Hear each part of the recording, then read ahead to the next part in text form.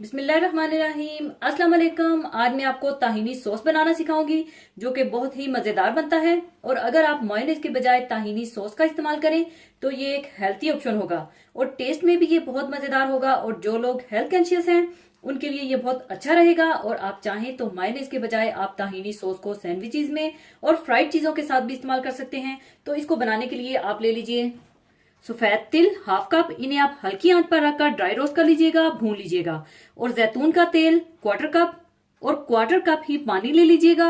और 3 tablespoon fresh lemon juice और बिल्कुल थोड़ा सा नमक और 3 जवे लहसुन के जिसे रफली काट कर रख लीजिएगा।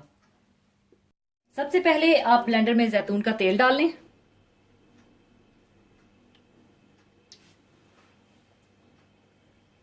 और पानी,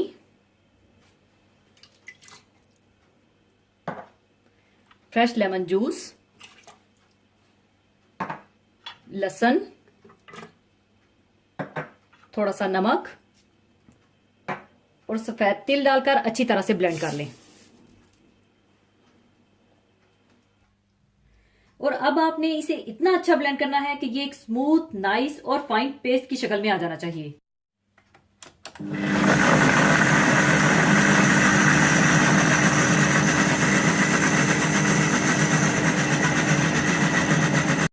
लीजिए, ताहीनी सॉस तैयार है। अब इसे मैं सर्विंग डिश में निकाल लूंगी।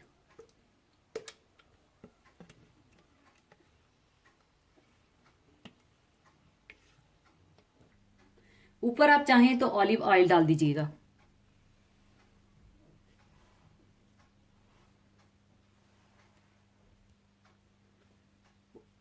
ऊपर आप चाहें तो थोड़ा सा पपरिका पाउडर या सुर्ख मिर्च का पाउडर डाल दें।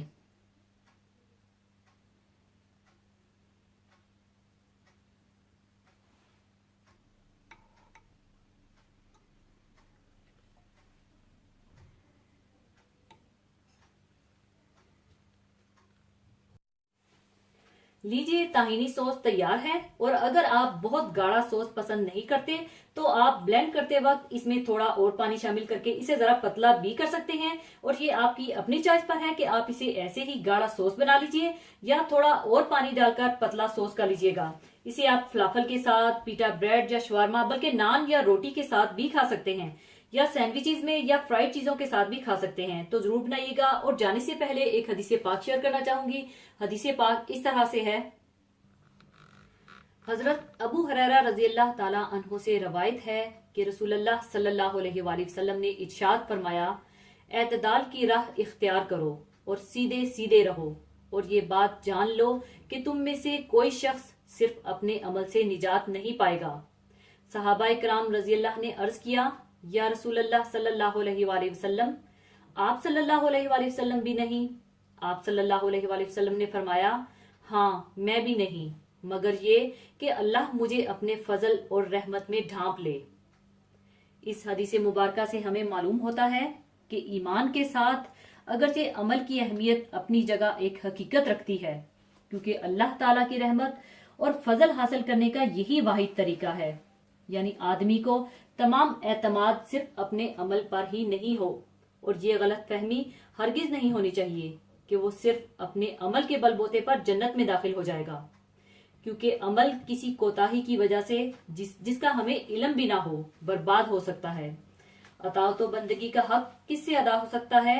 इसलिए अमल के साथ साथ ये दुआ करते रहना चाहिए कि ए अल्लाह, तू हमारे अमल को अपनी बारगाह में कबूल फरमा और हमें अपने दामने रहमत में ढांप ले और हमें हर अमल को इखलास व नियत के साथ करने की तौफीक अता फरमा। आमीन। आदमी के लिए सही तर्ज अमल यही हो सकता है कि वो जिंदगी में एतदाल की रवश इख्तियार करे और अल्लाह की रहमत और मगफिरत पर कामिल भरोसा रखे। यकीनन अल्लाह की रहमत शामिल हाल होगी और वो इंशाअल्लाह मंजिल मकसूद पर पहुंच जाएगा, जैसा कि खुद अल्लाह ताला अपने प्यारे नबी आखिरुज़्ज़मा सल्लल्लाहु अलैहि वसल्लम से फरमाता है कि मेरे बंदों को खुशखबरी दे दो। कह दीजिए, ए नबी सल्लल्लाहु अलैहि वसल्लम, मेरे बंदों को मेरी तरफ से, ए मेरे बंदो जिन्होंने अपने नफ्सों पर जुल्म किए हैं, तुम अल्लाह की रहमत से नाउमीद ना होना। अल्लाह ताला तमाम गुनाह बख्श देगा, सिर्फ तुम्हारे तौबा करने की देर है। बेशक अल्लाह बड़ा बख्शने वाला मेहरबान है। इसी के साथ मैं आपसे इजाजत चाहूंगी। अपना बहुत ख्याल रखिएगा, दुआओं में याद रखिएगा। अल्लाह हाफिज।